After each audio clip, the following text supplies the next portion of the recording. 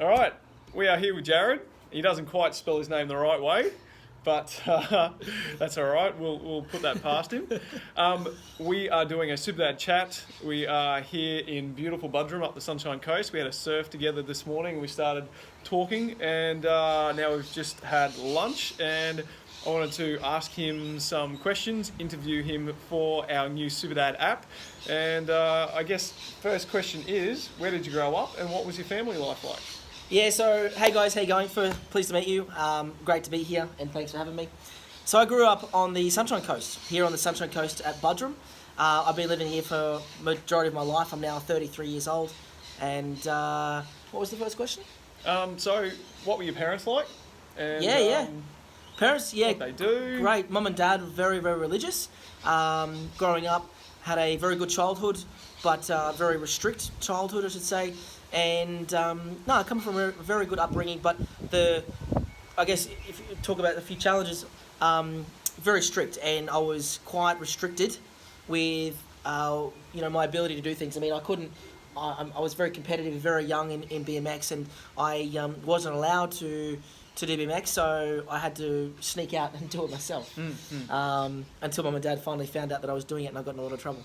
So, but apart from that, yeah, great pupil. It's just strict. Okay. Yeah. And so how old are your kids now? 6, 4, and 2. Very cool. And how would you say that your parenting differs to the way you were brought up? Yeah, good question actually. My parenting is almost the opposite from the way I was brought up. Okay. Still, obviously, there's a lot of morals and principles that I have taken from Mum and Dad. They're very moralistic people, being that they are from a religious background. But I guess how I work with my kids is I really want to allow them to express themselves openly and honestly, and just be okay that they are who they are as individuals, as opposed to being told what to do and being governed into what they should be or shouldn't be, which is the way I was sort of brought up, Yep. So, that's my parenting, and my wife and I are very open-minded and value that a lot. Very good. One of the questions that I asked Raymond the other night as well, and let me just frame it for you first. We've got 90 boxes on a page, and you're 33, so we're going to cross off 33 of those boxes. Yep. Okay? In that 33 years, if you were to pick 3 pivotal moments, experiences or decisions that you've made that have changed the trajectory of your life, changed you as a person, impacted you emotionally, death of a loved one, birth of your children, absolutely. Moving to another country, travelling somewhere. Yeah. What are 3 that probably stand out to you the most? Yeah, absolutely. First one, when I was 17 years old. Prior to 17, I got into surfing when I was quite little, after I started BMX, and I started competing professionally or junior professionally, and then. Okay. Yeah, I did, yeah. Cool. And when I turned 17, I was at the Gold Coast, and I was surfing junior professionally down there, and I went to this nightclub, and it was actually called the Mansion nightclub. I don't know if you probably know of it, guys.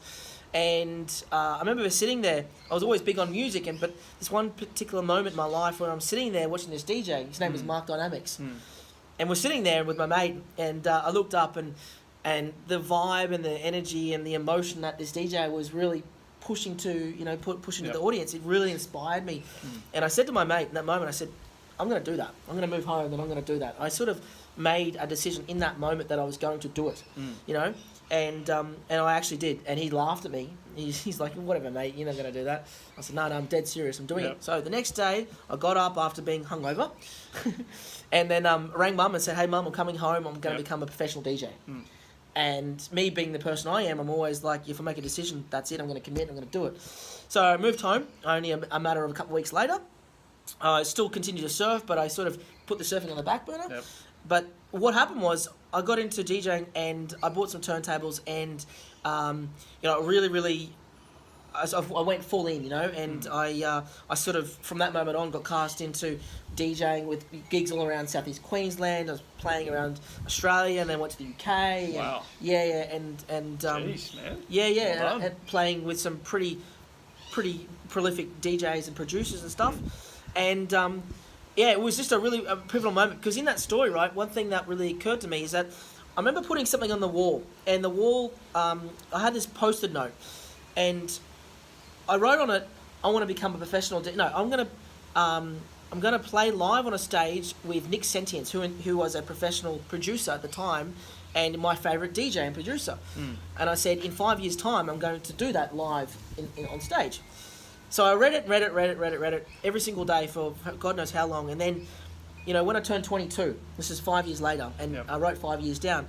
I played at the family nightclub, and when I played, Nick Senius was playing, and I played just after him, and I went up to him and I said, buddy, mate, you have no idea, I've got to tell you a story. And he's like, what? And I told him, and he's like, whoa, man, he's serious?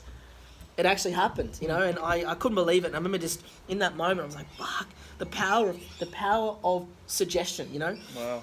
It really, really occurred to me, the power of what a human, Anyway, bottom line is, that was one of them.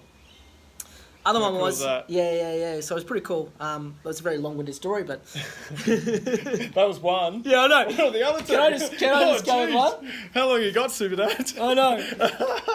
Yeah, well, that was a story and a half. But anyway, that's the one story. Without going into too much other details. Yeah. Okay. Yeah. Okay. Very cool. And let's look at the rest of your life. Okay. What experiences do you want to give yourself, and what experiences do you want to give your kids? Experience I want to give myself is just to be constantly true to myself. I've, like everyone, I've made decisions in my life that are like, hang on a sec, was that really me? And did I make a decision based on what I truly want? And if I've lately, or not so much lately, but over the last sort of 6 years or so, I have made decisions based on what I've been cast into, or not what's true to me. So the thing is, for me, is I'm constantly making sure that whatever I do is right for me emotionally, mentally. And if it is, then we're ready to rock and roll. Okay, so how do you do that?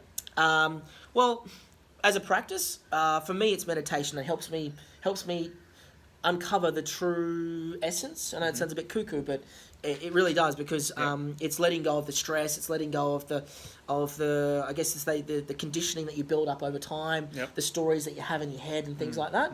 So meditation's been a really good one for me, which is a practice and a habit that I've integrated into my life. So I'm a meditation convert myself. Are you? I am. Yeah. I am, absolutely.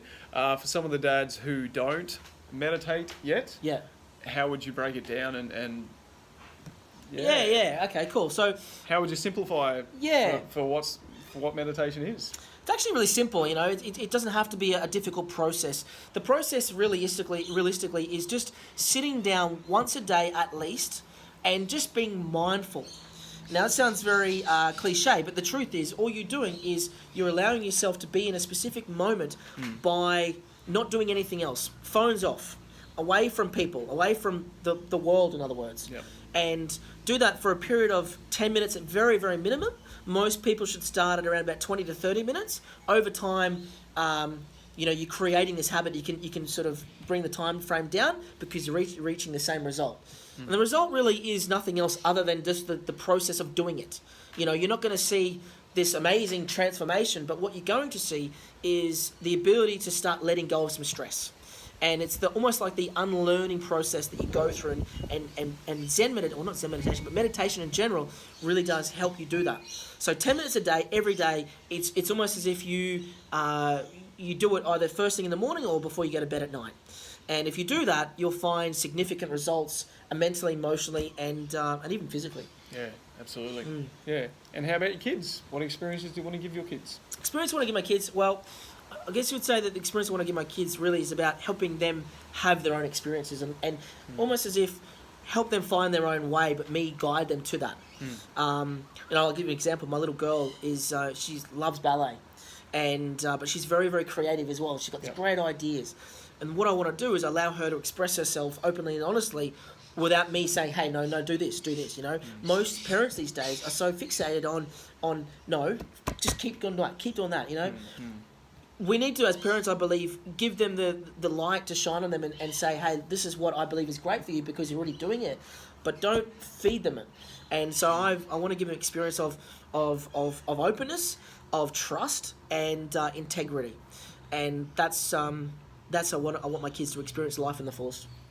Well, I've got to say that's a pretty amazing SuperDad answer right there. I love it. Thanks for that. Yeah. All right, so here we are, the two Jarrods. Thought we'd connect in and make this quick interview And this is a nice, short 10 minutes. I hope you've got something out of it. I hope you will incorporate some meditation into your day. Thank you, Jarrod. Thank you.